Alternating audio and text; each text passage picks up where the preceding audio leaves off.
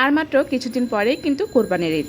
আর কোরবানির ঈদের মহিলাদের জন্য বিশেষ প্যারা থাকে এই বট বা ভুঁড়ি পরিষ্কার করার ঝামেলা। যদিও আমরা কিন্তু চাইলে খুব সহজ কিছু পদ্ধতি অবলম্বন করে এই বটটা পরিষ্কার করে নিতে পারি, তবে সেটা হয়তো সবাই জানেন না। আর তাই আমি আজকে হাজির হয়েছি এই ভুঁড়ি বা বট পরিষ্কার করার সবচেয়ে সহজ একটি টিপস নিয়ে। এই বট বা ভুঁড়ি আমার এমনিতেই ভীষণ পছন্দ। আর এখানে অলমোস্ট 5 কেজি বট ছিল, আমি ধুয়ে পরিষ্কার করে নিয়েছি। এখানে এক পাতিল ফুটন্ত গরম পানি আমি আগে বসিয়ে রেখেছিলাম, সে পানিতে পরিষ্কার করে রাখা বটগুলো আমি ডুবিয়ে দিয়ে 2 থেকে 3 মিনিট রেখেছি। রাখার পরে এগুলোকে আমি পানি ঝরিয়ে উঠিয়ে নিয়েই কিন্তু পরিষ্কার করতে লেগে গিয়েছিলাম। এক্ষেত্রে চামচ বা ছুরি ব্যবহার করেই কিন্তু খুব সহজেই অল্প সময়ে আপনি উপরের যে কালো ময়লাগুলো সেগুলো পরিষ্কার করে নিতে পারেন। এতে করে হাতও খুব একটা ব্যথা হবে না। আগে যখন ছোট ছিলাম তখন আমার আম্মুদেরকেও দেখতাম যে চুন বা খয়ের দিয়ে এই বট পরিষ্কার করতো। যদিও পরে পরে আম্মু যখন এই সিস্টেমটা দেখলো বা শিখলো, তখন থেকে আমাদের আর ওভাবে বা চুন ইউজ করে বট পরিষ্কার করতে হতো না। এভাবে খুব সহজেই কিন্তু 5 থেকে 10 কেজি পর্যন্ত বট অনায়াসে পরিষ্কার করা যায়।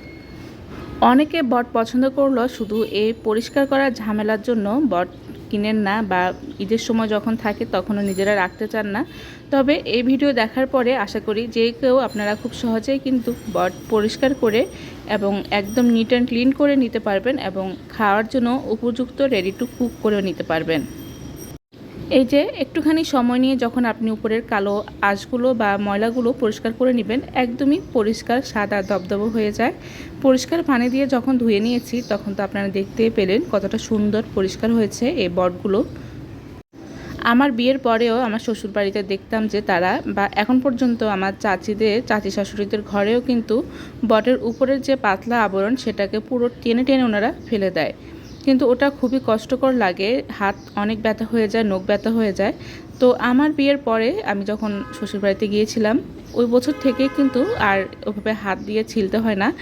গরম পানি দিয়ে পরিষ্কার করার এই সিস্টেমটা যখন দেখিয়েছি, সবাই মোটামুটি এখন এটাতে অনেক বেশি সন্তুষ্ট। আর এভাবে পরিষ্কার করে নিলে কিন্তু একদমই কোনো ধরনের বাজে স্মেলও আসবে না, আর খেতেও কিন্তু খুবই মজা লাগে।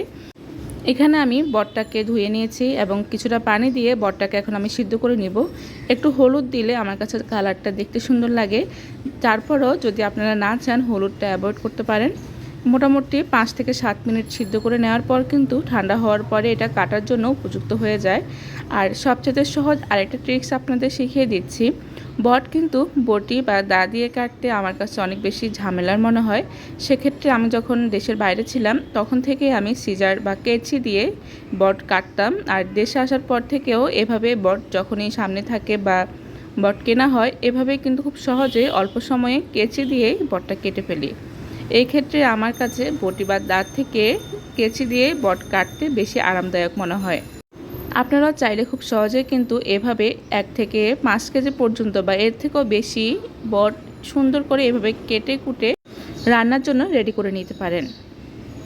তবে অবশ্যই বট যখন পরিষ্কারের জন্য পানিতে ডুবাবেন তখন পানির পাতিলটা অবশ্যই চুলার উপরে থাকলে সবচেয়ে ভালো হয়।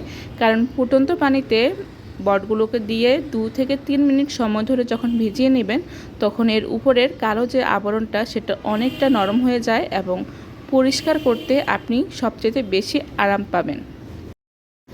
চুন দিয়ে কিংবা হাত দিয়ে টেনে উঠাতে গেলে কিন্তু হাতের অবস্থা খুবই বাজে হয়ে যায় বট পরিষ্কার করতে বা এটাকে কেটে কুটে নিতে। তো আমি আজকে যে টিপসটি দেখিয়েছি আশা করি আপনারাও এভাবে খুব সহজে বট পরিষ্কার করে নিতে পারবেন।